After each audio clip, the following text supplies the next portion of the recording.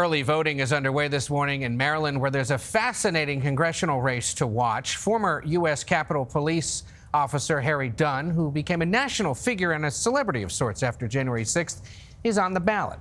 The primary election Tuesday for a seat in the U.S. House could be an early test of what type of candidate voters are seeking in 2024. As Scott McFarland reports, it could reveal the importance of celebrity as America decides this year. He's a 6'7" former college football star turned police officer. But Harry Dunn's stature grew, in a way, after January 6th. He was among the U.S. Capitol Police officers who turned back the violent mob.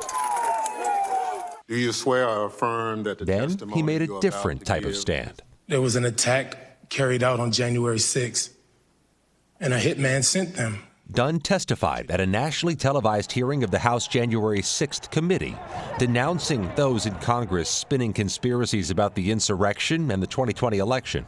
And it's important to stand up and do something and not just stand on the sidelines and hope that somebody else does it.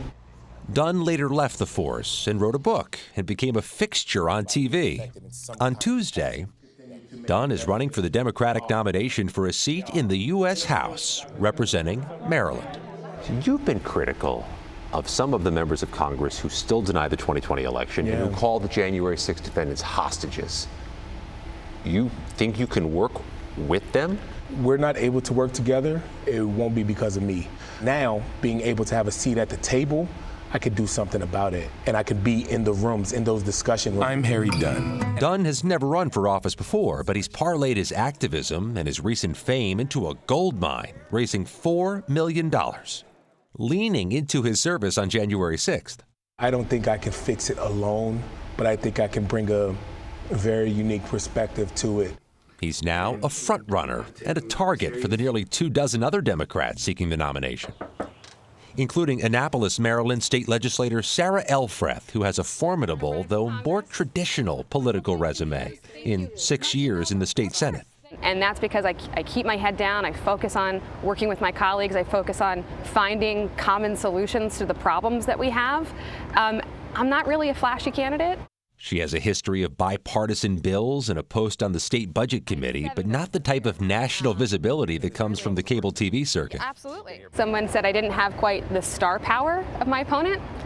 And instead of getting down about it, I thought to myself, that's not really what I want to be. That's not the congresswoman I want to be. I just want to be, as boring as it may sound, a good and effective representative of my community.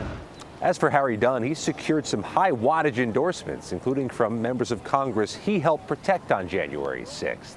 Tuesday will be an early indication of how much endorsements and a more famous face mean for voters in 2024. For CBS Saturday Morning, Scott McFarland, the Capitol.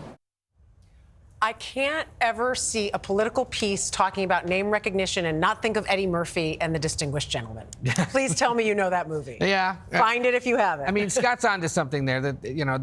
Are we in an era now where you have to be that well known in your district in order to win, or should a workhorse prevail? And we'll see in several different cases across the country later this year. Sometimes name recognition helps. It does. People haven't done homework possibly. And they go to the ballot box and they're like, hey, who do I actually recognize in this? That's why a lot of car dealers often win races.